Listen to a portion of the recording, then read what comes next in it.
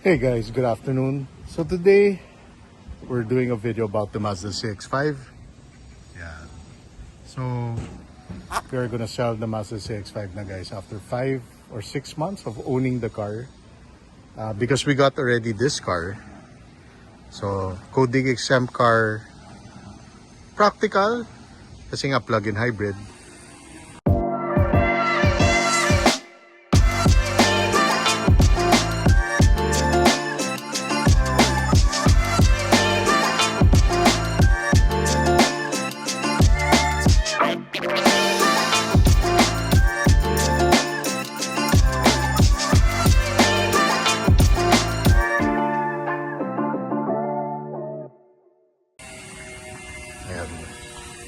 We're gonna replace this car. So, buksan ko lang. Ayan. On natin yung aircon. Anyway, so guys, we're gonna sell this car already because I'm planning to get the EV vehicle now. So, not a plug-in hybrid like this one, which is also good. Like if you go on long trips nga, tapos you're not sure where you're gonna charge the car kasi pag full EV. Ako naman, because I want a full EV, I want to replace this with a full EV. So anyway, yes, we're selling the car. This has 67,000 kilometers. So I'm the second owner of this car. But I've owned this car for about 5 months pa lang. And basically, I'm gonna tell you what I've done with the car. So, first, of course, with all the cars that I've owned, Hypotec mat.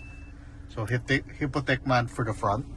Yan. Tapos, sa likod rin, Hypotec mat yan. Tapos, meron din yan sa likod, guys. Sa trunk, meron din yan matting. But that's not Hypotec matting. I just ordered that online. So, you guys, of course, if you watch my older vlogs, nagpalagay ako ng Apple CarPlay. So, I had that installed sa Mix Store. So, if you check on Facebook, they also have a lot of accessories for Mazda, Honda, and Tesla vehicles. So, yan. Nagpalagay tayo ng Apple CarPlay, Android Auto. Because the 2018 CX-5 didn't have Apple CarPlay and Android Auto. So, ito meron na. So, that's very important, diba? Tapos, of course, I replaced these lights to LED. Front and back, also the plate number lights, which papakita ko sa inyo mamayang gabi, yung ilaw sa gabi, maganda. And of course, I added the ambient light for the door handles. Yeah, for all 4. So, 4 na yan. Yan.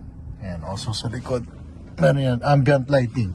So, at night, mas maganda, it's clear, especially if you wanna look for the handle of the car. It's easier because may ilaw siya. So, that's good. Then, of course, this has the screen protector.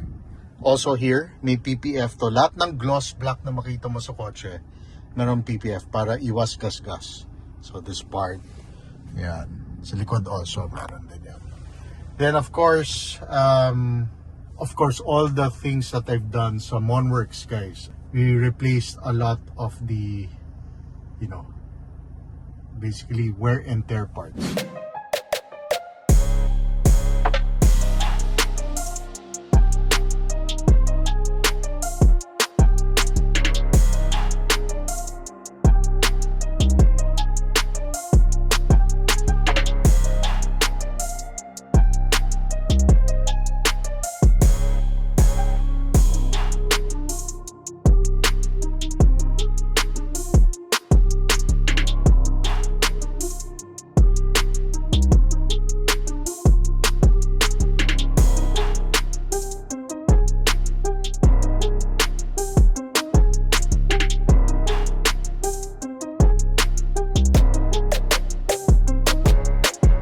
Anyway, like I said, it also has the iStop disable kit. So, sa Mix Store rin galingan. So, pag start mo pa lang ng car, automatic, disabled na yung iStop. Kasi, the reason why I don't like iStop, meaning I don't like yung start-stop function of any car, mas gusto ko na laging naka-disabled yan. para rin iwas to, you know, the iStop battery kasi it's expensive to replace an iStop battery of Mazda. So it's better to disable it. I think most people who have the CX-5 does disable it. Tapos, of course, may auto-folding mirrors na tayo. Automatic na yan. Kasi guys, dati, you have to press pa this para mag-fold. Yan o. Fold na yan ah. Ayan. Inside pa. Pero with this car, I got it sa mix store. So, pag lock mo ng kotse, auto-fold na siya. You don't have to go inside and fold it. Which I'll show you guys. Yan. Tingnan natin ah. Off muna natin yung car. Okay.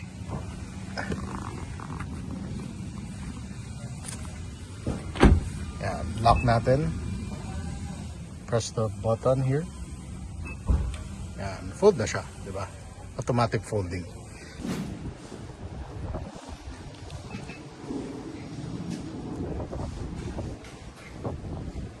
Let's go inside and start the car again.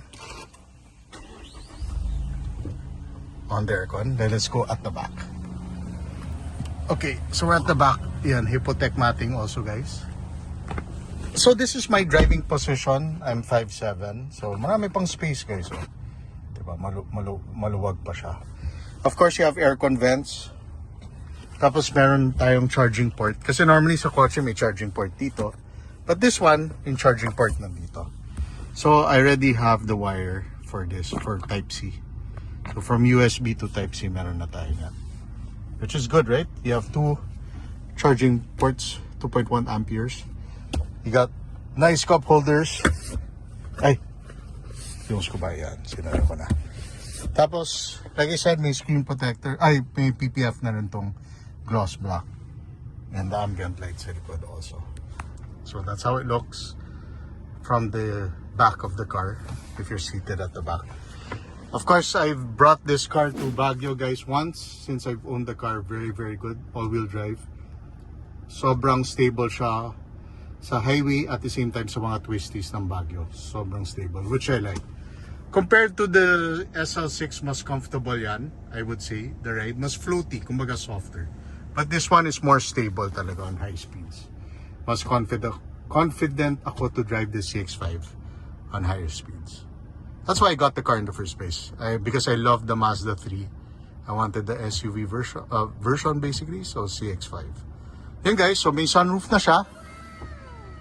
Yan, which I rarely use. Pag rainy day, I just open the cover. And yan. Ganda naman siya, di ba? Tapos, of course, like I said, the LED lights maganda na. Yan. Tapos, sa likod, which I'll show you in a bit. So, like I said, the reason why I'm selling it, because I want to get an EV vehicle. And I'm still choosing, guys, between a Tesla Model Y or even a Tesla, the 3, so Juniper or the Model 3 or Zeekr. Yun ang mga top 2 ko. Zeekr now, they give a big discount sa Zeekr X. So, yun ang tinitignan ko rin, guys, yung Zeekr X. Or yung Zeekr 7X, medyo mas mahal siya ng konti sa Tesla Y. But it's a really nice SUV. I'm really going on EV or plug-in hybrids. I'm even skipping the hybrid models. More of plug-in or full EV na talaga ang hinahanap ko in a car. This is, you know, there's so many options now. I just went to the SMX. Tingnan ko yung mga bagong plug-in hybrid cars, EV cars. Diba? Nakita ko yung bagong E-Max 9 na van. Ang ganda from BYD. And Jayco has the J6, J7. Tapos Kia EV5, guys. Ang ganda. Hinihintay ko pa yung pricing kasi next year pa daw yung pricing ng EV5 Kia. It's like a size of this car with CX-5 but EV. Like 550 kilometer yung range, guys. And very strong power. Ano naman EVs, diba? Malalakas talaga. Horsepower and torque. And it's instant. But I enjoy this car. Really, very good car. And when I purchased it, what I did talaga is to replace. What I replaced, guys, front and rear brake pads, water pump belt, driving belt, change all the oil, guys, meaning transaxle, the gear oil sa likod, the transmission oil, pinalitan ko, even the filter of the transmission, engine oil, oil filter, air filter, cabin filter, replace all the spark plugs. Anyway, guys, it's all there in my post sa when I did bring it sa Monworks, tapos when I brought it sa Mixstore, yung mga accessories. Tingnan natin yung likod. Yan. Oh, yan guys, so maluwag-luwag. Oh. Yan, may mating na rin at the back. And you could fold the seats from here. Ito yung toe cover, which I can remove. Yan. There. Ayun, I also replaced pala this to LED.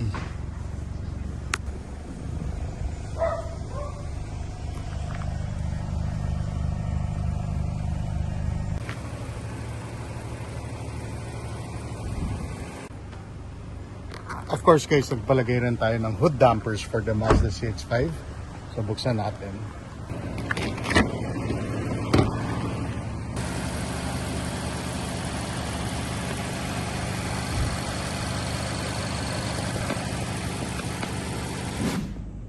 Yung guys, of course, for the all-wheel drive of the CX-5, meron tayong heads-up display also, which also shows the speed and the navigation and also pag speed limit ng street.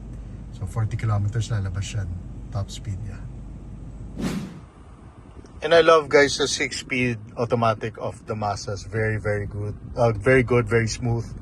I love the fact, yun na, like I said, it's all-wheel drive. Good kapag, there are times that you really need all-wheel drive guys, especially kapag umuulan or sa mga twisties or like certain parts of Baguio yung nagpunta kami sa Cannon Road. There's like a rocky area na aakyat ka tapos bababa. So hindi siya the traction and the all-wheel drive system will kick in kapag kailangan, which is very important para hindi ka madudulas sa kalye. So which is good guys. And the aircon is fantastic, sobrang lamig. And like I said, because of I added Apple CarPlay, it's important na, kailangan talaga meron Android Auto and Apple CarPlay. So yun guys, so we're selling this CX-5. I had it for 5 months. And because I really sabi ko, sige, I'll pull the trigger on buying an EV na. Total, I think the prices of EV vehicles today are very reasonable compared niya to the gas counterparts, the ICE counterparts or diesel. There's a lot of good EV vehicles for that price. I mean the SL6 plug-in hybrid, but we don't use gas guys kasi every 3 to 4 days we charge the car. So we never use gas kasi dito lang naman sa city. The only time we use gas, yung nag-Baguio kami, hindi na namin yung SL6. But with a full EV, of course, you just charge the car. Wala na talagang gas. You just have to be mindful where you're gonna charge and plan your trip ahead. And that's, for me, that's nothing. That's okay with me. And yeah, I did have fun with the car because I did a lot of preventive maintenance. And wala nang isipin yung next buyer of the car. Kasi ganun talaga ako guys. Especially when I buy pre-owned vehicles.